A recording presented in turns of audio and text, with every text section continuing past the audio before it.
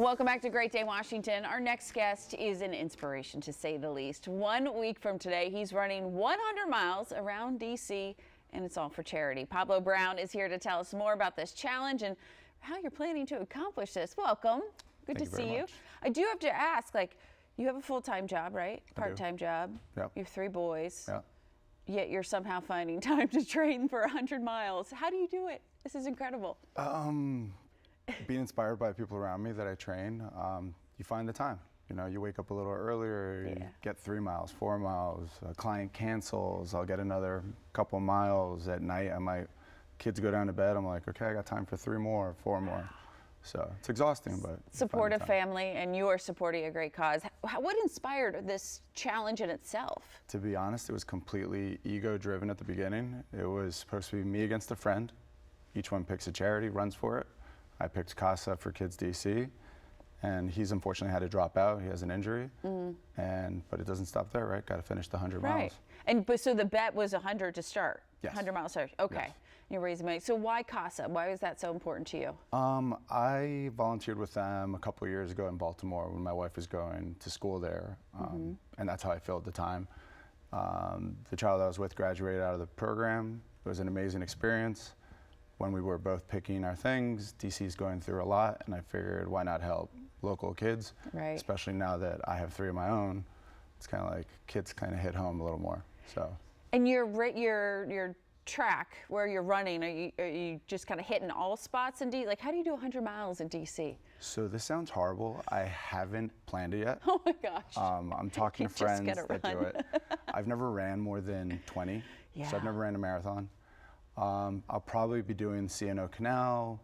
DC's really small. You can get pretty far. Yeah. You know, originally I was going to run on the CNO Canal towards Harper's Ferry. Okay. Which isn't too far. I decided that running in the middle of the night with critters and stuff wasn't my thing. So I'm probably going to stay, honestly, running around the mall, maybe going into Virginia a little bit, looping through Maryland, and okay, so you're hitting up the whole DMV for sure. Most part. Okay, I was going to say, because DC is small, so how many times around are you going to do DC? People have recommended running around the mall 40 times. Oh, that that doesn't sound too appealing to me.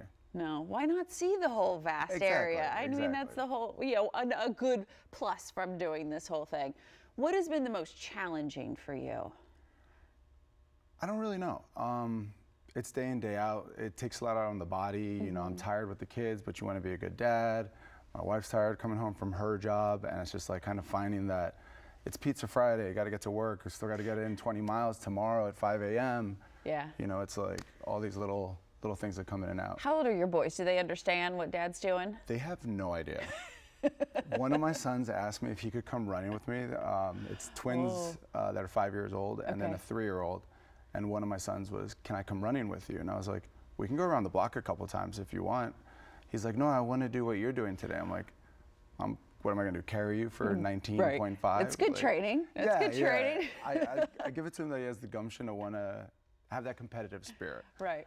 But yeah, it's tough. Oh, but to be able to look back, especially nowadays where things can be documented and we can see what you've done, and then, in a few years see what that money you've raised is doing to help CASA. It's just maybe got to be a little bit of fuel for you as well. Oh, for sure. I mean, I find it in my clients and people around me.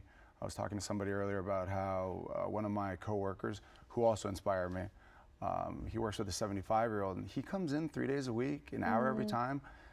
Moves really poorly, but working at still getting better at 75 years old. That's amazing. It's not easy, but and you're 40. I'm 40. I'm 41, so I appreciate you thinking 40's not where it ends. We can do so much more. So much more. I mean, we're starting with you hear about Serena retiring and Federer retiring, not to harp on about tennis players, but it's it doesn't have to stop there. I get it for them because that's been their life, but for you and me and everybody else, you're in your 20s, 30s, 40s, 50s, 60s, you can find, you don't have to run 100. Right. You could do a 5K, I'll do 5, you do the 100, because that's about as far as I can go. Where can people find you real quick to support you and follow the journey? On Instagram, Doughy Fitness. Okay. The link's in the bio. People want to donate and support local foster kids. You're awesome, Pablo. Thank you so much. Best of luck to you. I know it's almost here.